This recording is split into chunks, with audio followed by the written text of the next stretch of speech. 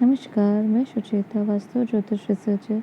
आज हमारा विषय बहुत महत्वपूर्ण है, जो हम आपको श्रृंखला दे रहे हैं भगवान श्री गणेश के नियमों पर, जो गणेश चतुर्थी के लिए अति आवश्यक है। ये जानकारी आपके लिए बहुत महत्वपूर्ण है अगर आप गणेश जी की साधना करते हैं।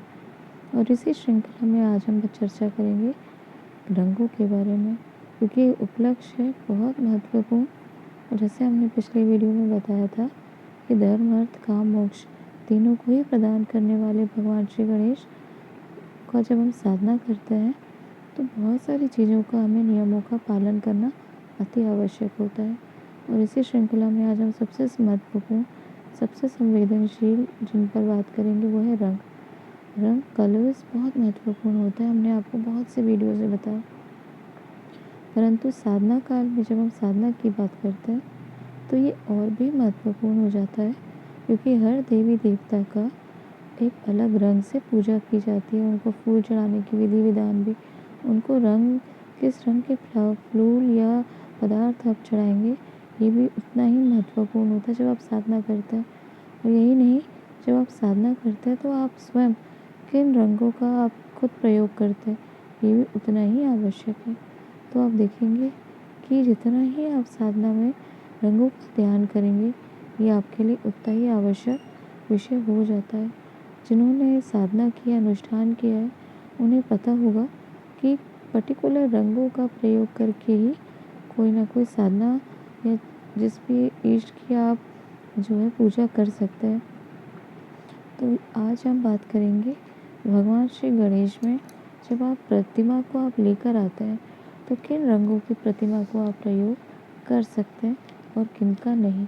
विधि विधान तो ये कहता है कि मैली विद्या तांत्रिक साधनाओं में डार्क कलर्स, गहरे रंगों का प्रयोग होता है। नीले, काले, ग्रे, ब्राउन, ब्लैक, इन कलर्स को तांत्रिक विद्याओं के लिए या मैली विद्याओं के लिए इन रंग की मूर्तियों का प्रयोग किया जाता है। और इसीलिए आप देखेंगे कि ये कलर्स की मूर्ति बहुत ही ज़्यादा आपको मार्केट में कम मिलती है, क्योंकि जो ये तांत्रिक विद्याओं में प्रयोग करने वाले जो लोग होते हैं वो अपने ऑर्डर के अनुसार ही इनका प्रयोग करते हैं। और आपने सुना ही होगा उच्चिष्ट गणपति। उच्चिष्ट गणपति, गणपति भगवान का वो स्वरूप है जो सबसे भयानक, सबसे खतरनाक, जिनको हम मानते हैं।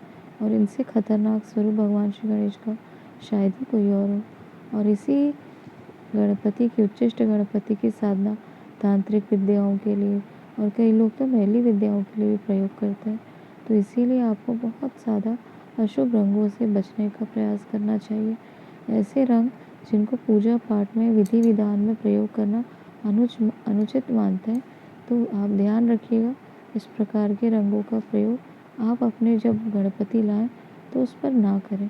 वहीं सामान्य रूप से आप देखें, सारे ही लोग शुभ और सौम्य जीवंत रंगों का प्रयोग करें। जब आप गणपति की प्रतिमा लें तो उसमें ऐसे सौम्य रंग हो, जीवंत रंग हो, शुभ रंग हो। हम किसे शुभ कहते हैं?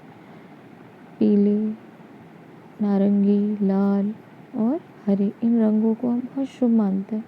तो इन रंगों में अगर आपकी प्रतिमा है तो ये बहुत ही ज़्यादा शुभ और सौम्य हो, जीवंत हो रंग।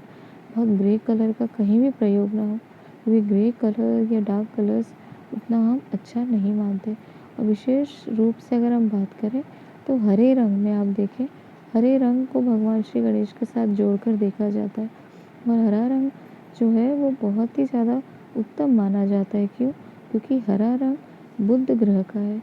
बुध ग्रह कुमार ग्रह, यानी राजकुमार या युवराज की तरह उनको ग्रहों में रखा जाता है।